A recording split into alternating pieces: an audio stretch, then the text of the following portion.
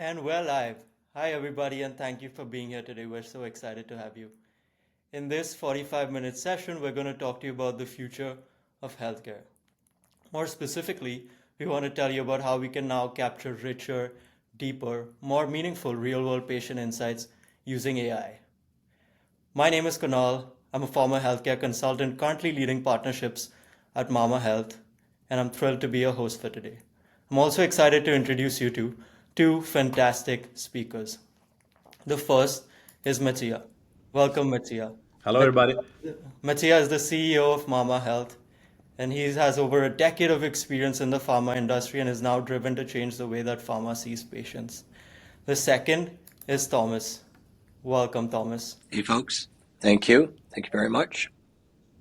Thomas is a Myasthenia Gravis patient, a patient advisor to companies like Johnson& Johnson, Amgen, and argenx, and is a passionate advocate of digital health and improving and amplifying the patient voice in rare disease. So with that, I'm going to pass it over to Mitsia to take us through what we have planned for today and to kick things off. Thanks a lot, Kunal. Thomas, it's a pleasure to be here with you. I remember, our first conversation, your story, your drive was inspiring. So I'm really couldn't wait for this session to start. To break the ice, maybe while we wait to everybody to join. We cannot ignore the elephant in the room. AI is changing a lot of industries in healthcare. It's promising a lot of things in the future. From your point of view as an industry expert, but also as a patient yourself, how do you see the potential or the opportunity that AI will bring? Let's kick it off with a big question.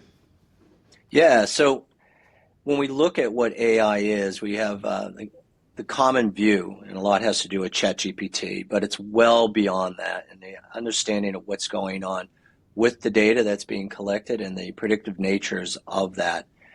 And being sick and being affected by kind of an awful disease like myasthenia gravis, we have to wait for something catastrophic to happen before we can go back and say, hey, this happened when I speak to my neurologist.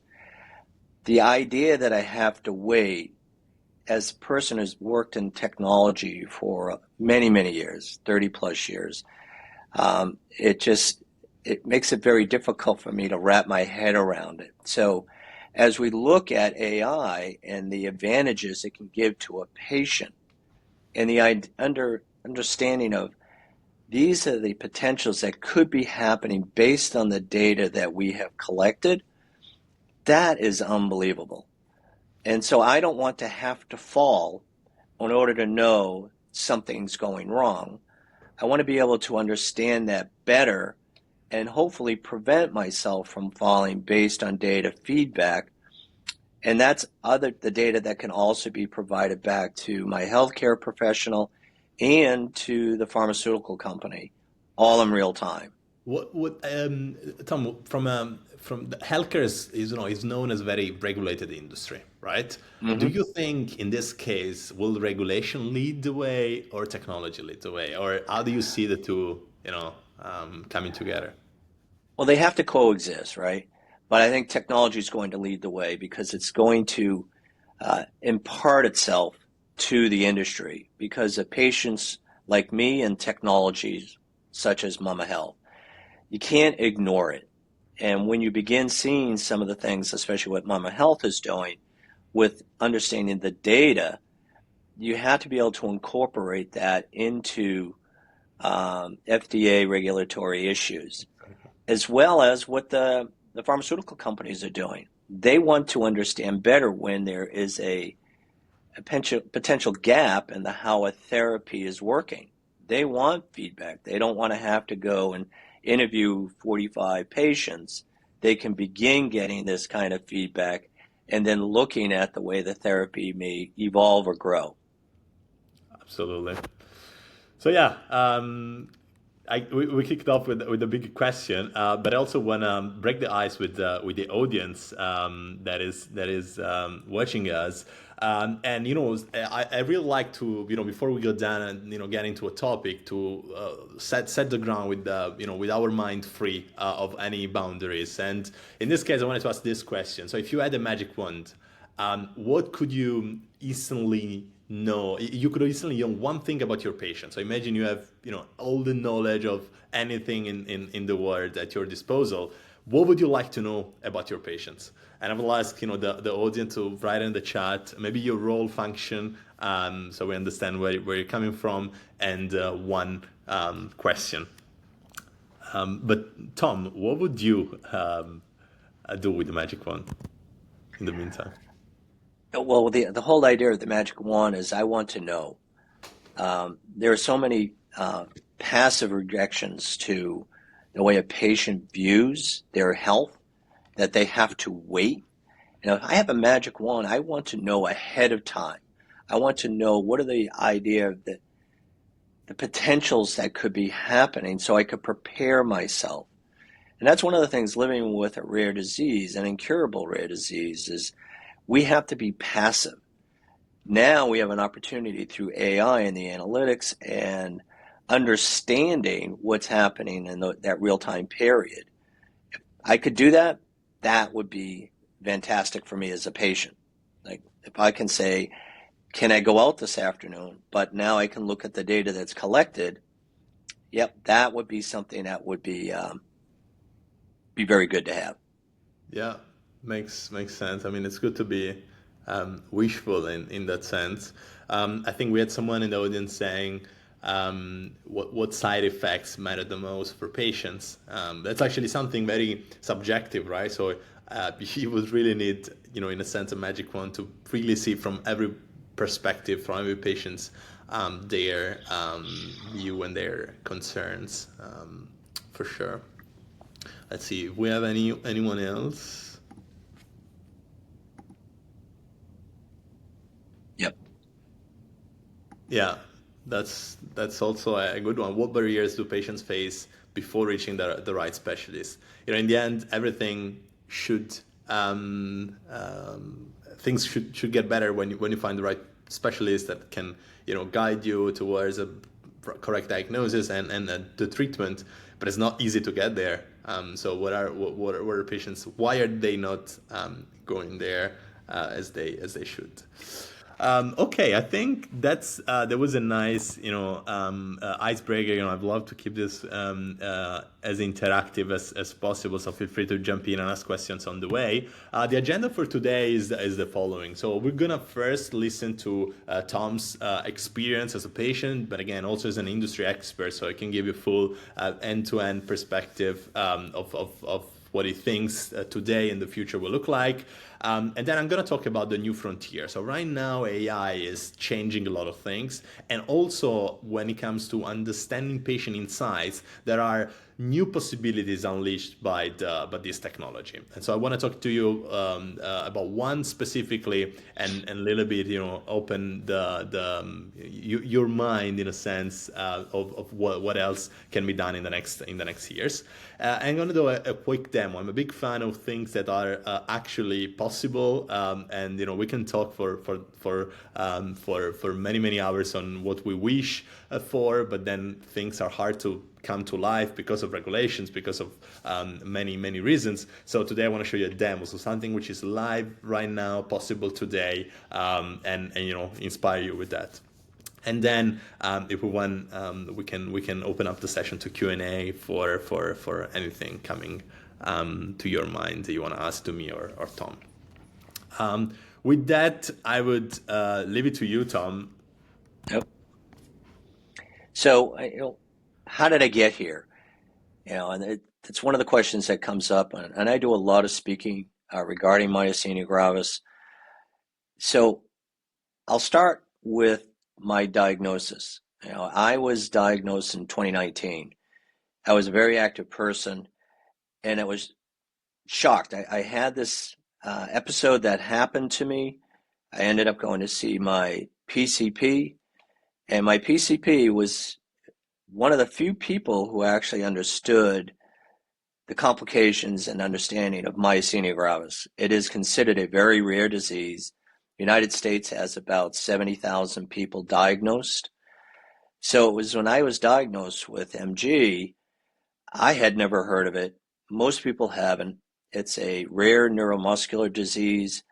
And it's in that realm that you would think of with Parkinson's, ALS, etc.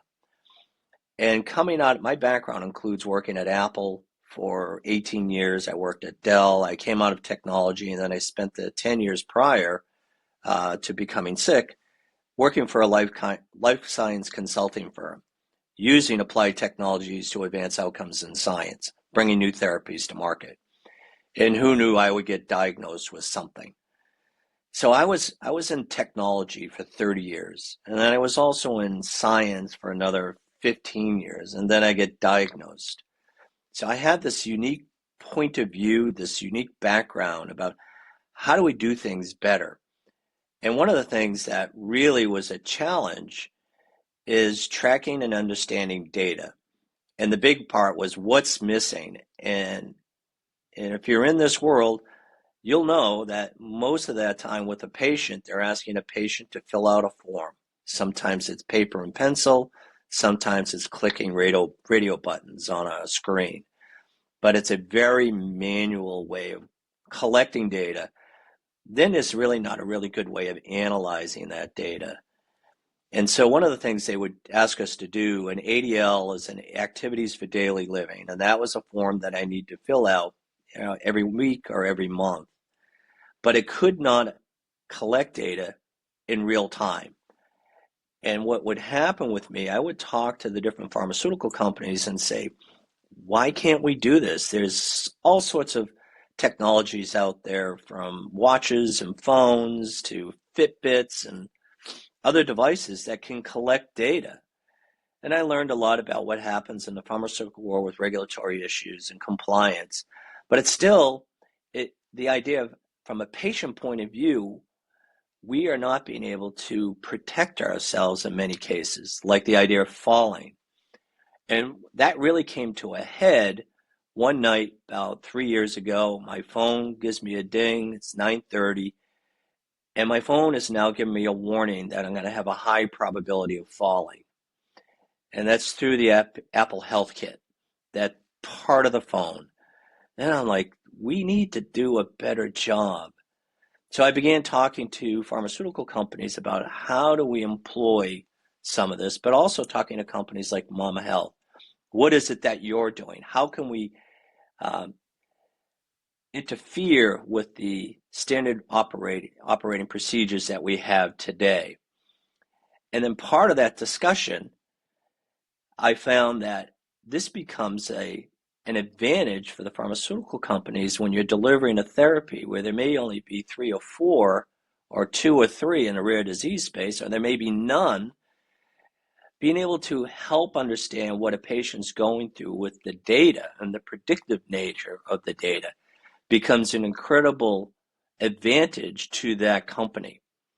So understanding that, hey, I've collected all this data, we've analyzed this data, we're looking at your therapies, so we can actually treat you better. But then also from a relationship point of view with patients, it enhances that relationship beyond the therapy. And then going into AI, the idea of the predictive nature, not only in real time, but also looking at from an analytics point of view, how do you assess the population that you're trying to serve? And so how do you begin not just collecting and using regular analytics, but how do we look at this from an AI point of view? And I think that's one of the things that really made me much more interested in what Mama Health was doing. And then from the patient side of it, we asked the question, why am I feeling this way? And I'll close with this right before the whys, but it includes the whys, is I had an exacerbation over the weekend. And I go back to, and like, I want to know why that happened. But the only time I get a chance to ask that question is when I go to the next appointment with my neurologist, which may be 3 months from now. This is critical for me as a patient, that I can understand through patient insights, now, why is this happening? And then how can the data help me understand as a patient, then work that back into the pharmaceutical company and even into development and say, these are the things that are going to help that quality of life from patients. And that's paramount for every patient. And I do a lot of work in the patient community. It's quality of life that we care about. And that evolves from how the therapy impacts us. And it's not only the therapy that impacts us, but the understanding of the data. And we wouldn't call it data as a patient, but the information. And then how can I use that information to improve? Hey, am I going to go to the supermarket this afternoon and I'm going to get a warning on a device that says, you're at a high potential of having X, whatever X is. And then you get that feedback and go, well, maybe it's not today. I go do that errand.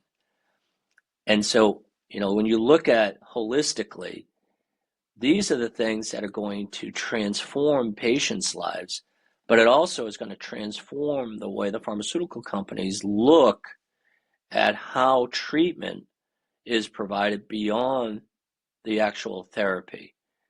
And so when I got to talk to the folks at Mama Health, I said, we need to bring this out and let folks know about it and how it impacts the life of a patient.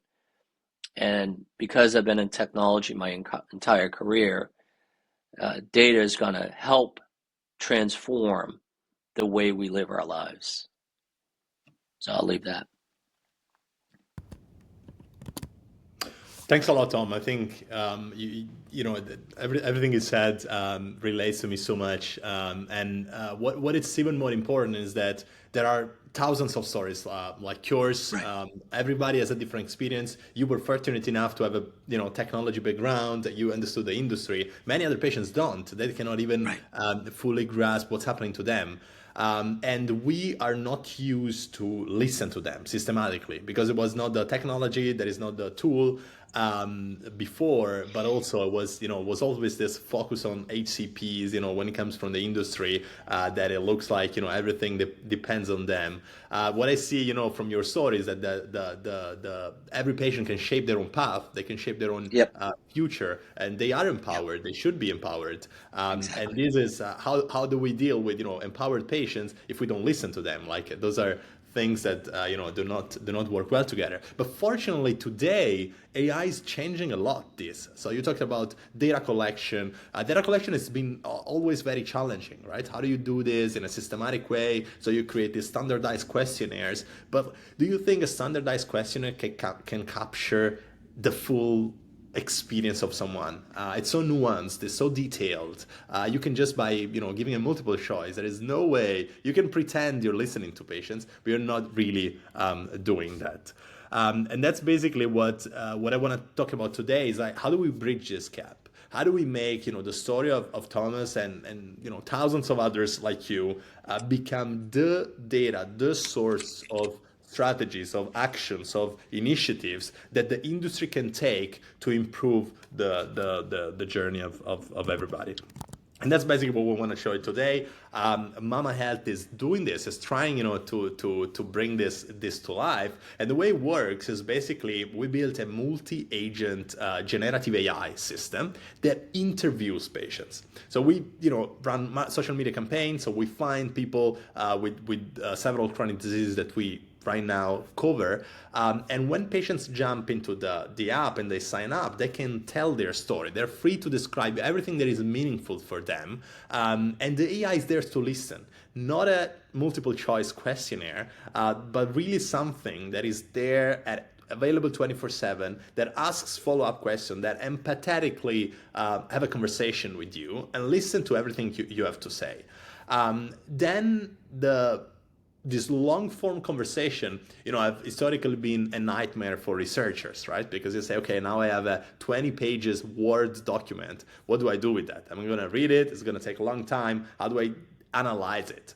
And so the core technology that is kind of helping us to, bring this to life is that from conversation, we extrapolate structured data point. So imagine like a patient says something, I went to the doctor the day after my eye started to drop, and he only gave me some painkillers. Like imagine like typed in a patient average, conversational language. That's how it comes to, from their mind, from their mouth, and then we extrapolate. Okay, there's been a symptom mentioned in this date. This is how the symptom is classified. There's been a doctor visit, and so on. And so this helps you to make basically hundreds of stories of conversations ready to be analyzed, to be filtered, to be quantified. And this is, one way we can bring to life the stories of many, many patients. What this becomes for life science, and which is a little bit my ambition, is that, in the future, life science pharma company will start from the patients. So they will listen to whatever they have to say, listen to their challenges. Do not underestimate, do not undermine their feelings, their emotions, their sensations, because that's in the end what you want to fix, right? The entire condition of a patient, not just the disease on a clinical setting. You want to make them live a better life. And that's what basically this platform allows people and our partners to do, which is basically have everything at your fingertips, in a sense, or have every story of patient described in their own way, compressed and structured in the dashboard that can allow you to get real-time insights. You can understand the referral pathway. So which doctor do patients go to? What are the treatments they get prescribed in the first line, second line, third line? What are the pain points they share? And you can create kind of personas, right? Historically, the exercise of building persona has been almost like just something you do, sitting at the desk, 20 people, and say, okay, what do we have this persona, this persona, this persona. But it's never been very data-driven. But now, if you listen to hundreds of patients, then you can automatically cluster them and identify what are the patient personas, or what are the representative cases that people with a given disease, share, and what are their challenges. I want to share with you a little bit of what this can be helpful for. So clearly, when you want to launch and you want to make sure that the drug gets to the right people at the right time, this is very helpful because it can show you what are the key challenges, what does the patient journey looks like in real time, and address it on the spot. You can, I was saying, generate patient profiling, so you know who are you talking to when you come with communication, and when it comes to addressing specifically. You can build awareness campaign that resonate to people, because again, don't forget that patients speak about their disease in their own terms, in their own language. They do not speak the clinical language. So it's really important to know how do they describe their symptom, how do they describe their condition, to build better awareness campaigns. But also for market access, when you want to brand plan, you have assumptions, you want to validate, everything can be derived from hundreds of patient stories, properly collected and properly structured. I promised today to share a little bit of a case study on MG, and I'm super happy to share this, which is a success story, because with MG we managed to collect over almost 1,000 stories. Imagine how much this can be important for the healthcare system to really see what are the challenges of patients, not just anecdotally from one or two, but from a big representation of the patient population. We had a long conversation with those patients. We spent hours and hours conversating with them, having conversations with them. We collected hundreds of thousands of data points.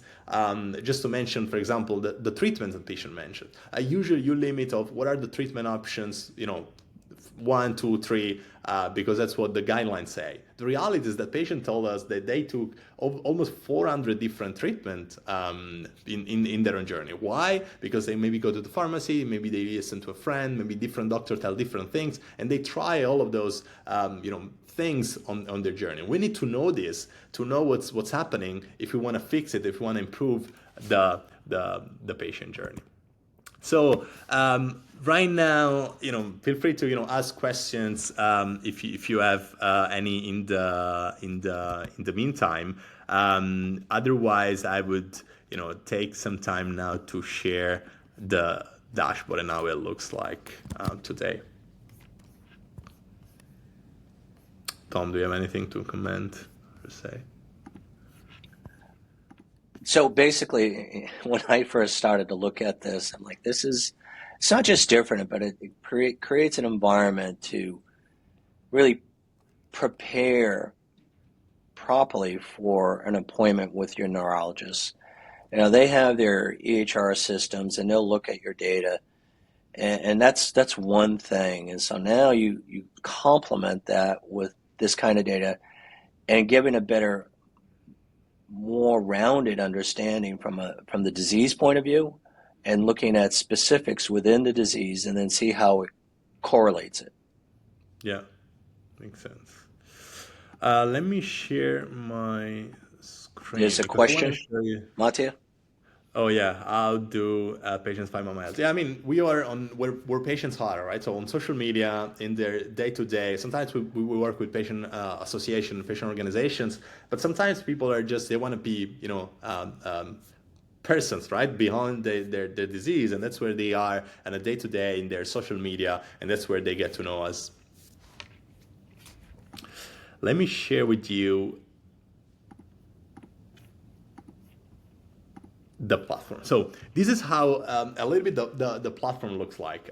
So imagine like we try to recreate the patient journey. So from early symptoms to all the entire referral pathway, to the treatment pathway, to the ongoing care. What happens? What are the key pain points for patients? So just giving you some examples here, this impact on routine activities of daily living. This is the most reported pain points of patients in the early symptom phase. So they don't know yet what's going on with them, but they know that there is something that is not letting them live their normal life. During the referral pathway, sometimes more than half of them report that there is a lengthy time to connect the right doctor and get a diagnosis. So now what we can do is to quantify it, right? We knew that this is a problem. We knew that this is a pain point because it's shared. But you can see how often this is the case.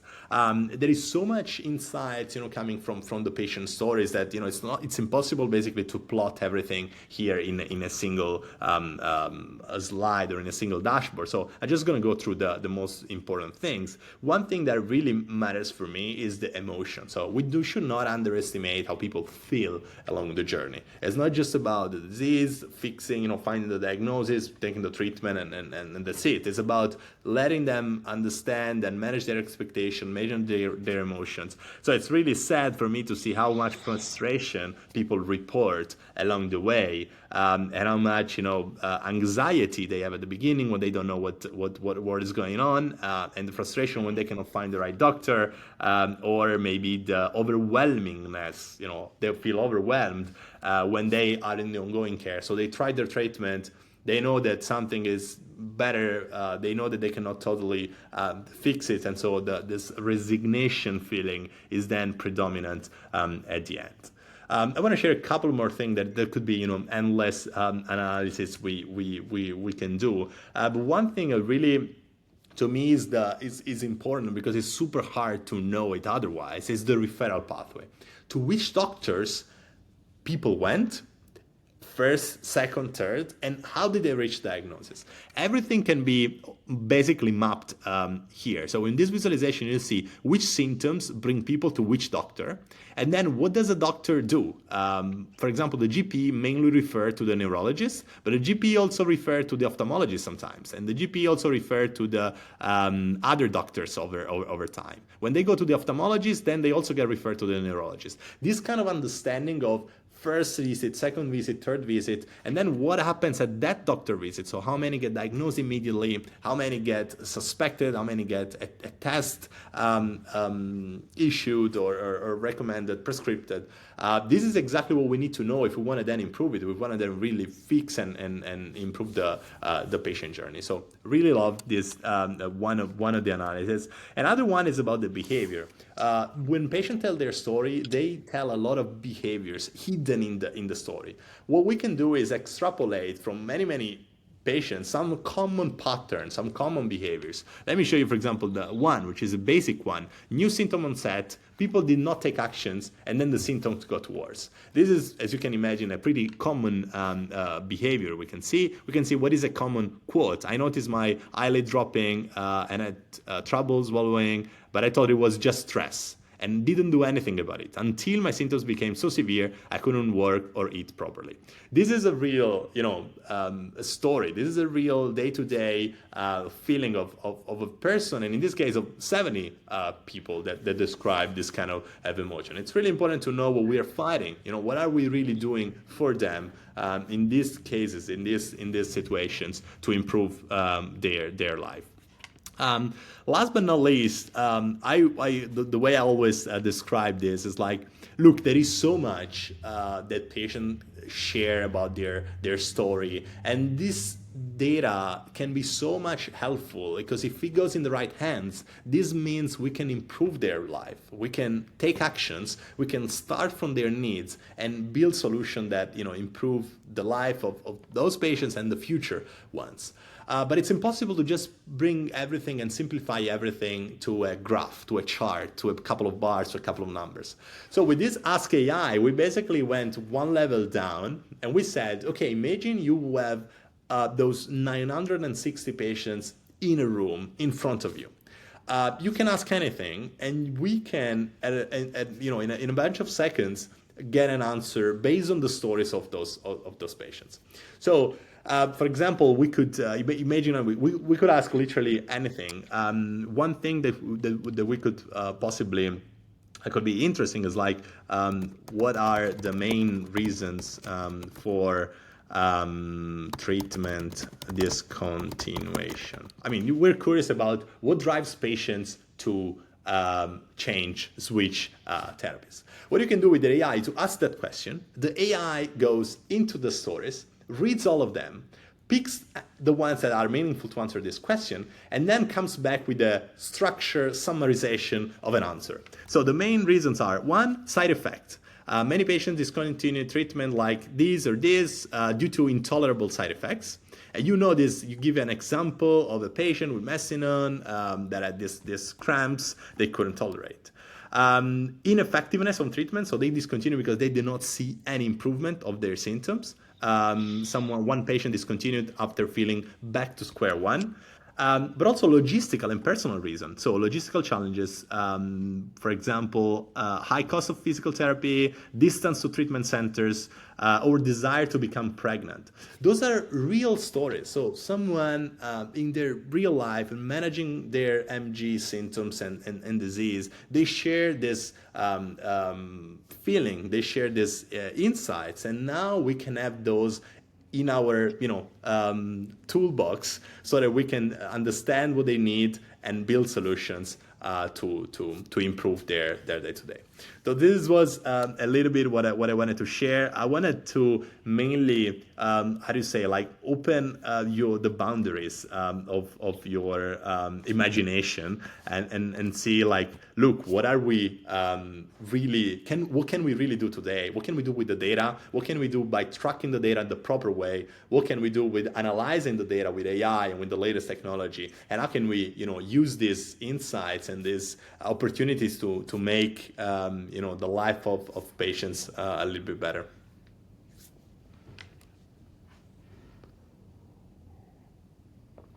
Tom, I'm eager to hear your thoughts and comments on this. Well, one of the things I think about, especially with AI, is that this idea, these large language models that are being built, they're always going to improve. They're going to get bigger. They're going to provide more levels of detail. And right now you've got great levels of detail. But as we look at the side effects of medications, there's going to be new medications that are coming out. And so what are those side effects? So one of the really good things about myasthenia gravis, if you can say this, is that when I was diagnosed, there was one FDA-approved therapy. Now we have 4 companies that have brought therapies to the market. There are a number of companies that have a pipeline of therapies. And those therapies not only are for MG, but they're also for other indications.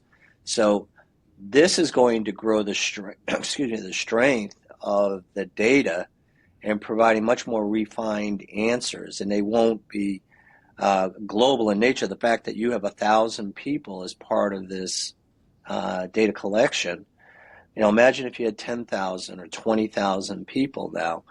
And that's where I see the strength of this and the growth of the platform, being able to provide much more accurate rather than let me go do the research, and the research may be Google, and what do I get back? Yeah. That trying to do it that way is very ineffective. And even doing patient interviews, which I've been part of, it's good, but you're going to take 3 to 6 months to put a paper together. So now you can actually start looking at the data and then refine the way you may want to look at your data and make it more meaningful. Absolutely. And, I remember my times when I used to work in the industry before. The standard kind of process to try to capture those real world insights was to sometimes ask HCPs about, what do patients come to you with? What are their complaints, or what do they go next? And I don't really know. I mean, my feeling is that sometimes, they know clearly a lot about the treatment. They know a lot about the treatments. They know about the protocols. They know about the biological functions of the medicines. But they cannot know what happens to patients when they're at home. And this is, we need to know who to ask and what to ask, right? So if you're interested in about the treatment specific functioning, clearly, you should interview HCPs. If you want to know the patient journey, you need to interview patients. And interviewing patients means that you open up yourself to an heterogeneity of many, many, many patients. You cannot just interview 5 and pretend you can, bring it up to, okay, that's the average. You need to interview hundreds. You need to interview thousands. And this was not possible because it's basically unfeasible to go after 1,000 MG patient and book a meeting with them, let them, tell you their story at that time. They cannot follow up with you. They're just there, and then you expect them to have understood from 5 or 10 patients the entire story. You need to do this at scale, and with AI this is now possible. So now we just need to open up yourself as like, okay, we used to do this mapping the patient journey this way in the past because that's the tools we had at the time. Now there are new possibilities in the market. Let's grab them and let's level up our game. Yep. Yeah, the patient side of things, I have a technology background, but being a patient for the last 6 years, it makes me ask a lot of questions about how do we improve. And what we're doing here with Mama Health, to me, this is the beginning. And if we can start helping the patients understand the data that's being collected and then analyzed, and then the feedback, it's going to create strength within the patient community. And strength, as a byproduct, says, if I have good information about the therapy that I'm taking, and if there are only marginal differences between the different therapies that are available, the information that I can gain from the data that you can then put together for patients it goes into becoming a competitive advantage. And so I call it the soft side of science, is how do we take this and make this a competitive advantage based on this collection that augments the therapy that we've brought to the marketplace. Absolutely. I like this soft side of definition. I think it's time we open up a little bit to a few questions. So feel free to type it in the chat. You can even ask to join us live if you feel. And yeah, so I love to hear the interest on the tool. So basically, yeah, we work right now with over almost 15 different therapeutic areas, including Myasthenia Gravis. But our ambition is to go and grow them one by one, month after month. So we're planning for the next year to release almost one new treatment area, so one new therapeutic area per month to try to serve and support as many patients as possible.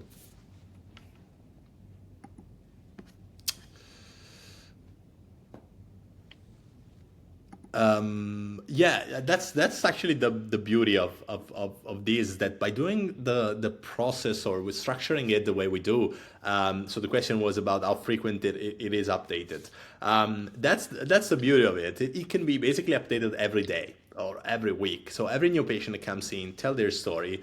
We clearly need to de-identify, anonymize the data, run through all the process to secure, data privacy, which is our number one, priority in the entire process. But then we can feed the updated numbers in the dashboard basically every day. And this is a big difference compared to the standard way of doing patient journey or doing research, because you do it a one-off study, you engage 20 people for 2 months, they research about what are the treatment discontinuation reasons, like the question I just asked, and maybe in 3 months you come back with a deck of slides and some answers, and then they become, they're saved in your hard drive somewhere, you will read it once or twice, and that's it. The beauty of these new possibilities and new technologies, that you can have these running ongoingly, basically. So you can have these answers that come to you in a few seconds, you don't need to wait 3 months, and you can refresh them every day and get updated data. So you, for the first time, almost have an ongoing, real-time updated understanding of the patient journey and the patient behaviors. I don't know, Tom, if you want to also comment to those questions. Yeah, I think you did a great job on that. Right. I would say, I have a question for you, Tom. What do you wish for? I mean, you answer a little bit with the magic wand, but Yeah, now more talking about what concretely things can happen in the next couple of years. yeah. What do you hope happens? Well, it's multi-leveled, so I want to be able to better understand what's going on inside my body in real time. And then I can answer those questions of why do I feel this way? Then that leads to improved therapies. And I think the only way you can improve a therapy is understanding what's going on in real time. How is a patient reacting to a therapy that just came out of phase 2, or it's just been released to the marketplace? What are the real world collection of data? And then the third part is we're always hoping for the idea of a cure, and I call it the idea of a cure, but it's really how do I get to that level of quality of life that I'm no longer impacting by the disease. And the only way I foresee that happening is understanding what's going on inside me, and then taking that data, not just me at a personal level, but being able to feedback that into a system that can analyze and then make therapy changes. So I can look at the idea of precision medicine. And that's really what I would love to see, instead of saying, hey, we're going to try this at this dosage based on a question, like an interview with my neurologist, and she does a great job, but I would like a much more accurate feedback system about collecting data in real time and looking at the dosage that I'm taking, the frequency of the therapy, the complements of other drugs. And so you're trying to find that magic potion. How do we leverage this kind of system to be able to get to as close as possible as the collection of therapies that are going to give me that quality of life where I'm no longer impacted? And that's really what I hope for. It's kind of a pseudo precision medicine, but that's where I want to get. And I've been living with this for 6 years. It's an awful disease, and you look at me here on camera, and you may not know, it's a very difficult time walking. And at the end of the day, I won't be able to speak. So these are the kinds of things that go through every day. And then you look at what can we do to improve that? And that's where we start, from years back to where we are today to what the future looks like. And I think with what the leverage in artificial intelligence, data analytics, and then asking the right questions and incorporating the whys. Why do I feel this way? And no longer being reactive on a piece of paper that I have to color in circles and wait another 3 months to get some feedback on. I want that immediate. Yeah, I mean, I really hope your wish come true. In that sense, I try also to answer myself to the question, what do I wish for? And the way I see it, or I try to structure, frame the problem today, is that there are two levels. Number one is like there is a limit to what today science has discovered. But up to the limit, there is so many patients that are well below the standard or the best possible treatment. So imagine having, the best possible doctors and the best possible researchers at your disposal. What would they tell you? So it's a little bit in this personalized recommendation that they give you. There are so many patients that do not even have access to care. So how do Right. we bring every single patient, the one with 7 doctor visits, the one with 0 doctor visits, so the one undiagnosed and the one which is super active, how do we bring everybody to the best possible cure that science has discovered? So to the cure you would get if you get all the top experts on MG at your room, in your bedroom, and helping you figure out what the best possible thing is for you. And then there is another, then we can lift the bar and say, okay, what if with our data, with our research, with all the things we learned about the patients, we can lift the bar and find new discoveries and improve the research and build even better solutions, maybe targeted for a subgroup of patients, so developing new opportunities. And so what I wish for is that first of all, we bring everybody to the currently best level of knowledge. So what we can do today, what science has already discovered. And then we lift that bar and bring everybody to a, level up level of science, which means, new discoveries driven by the stories and the real world insights we captured. Exactly. Super. I think we can wrap it up for today. I don't know, Kunal, if you also want to join us on stage. Yep, absolutely. This was a great conversation, and I think it was so interesting and exciting to hear. So it was a pleasure.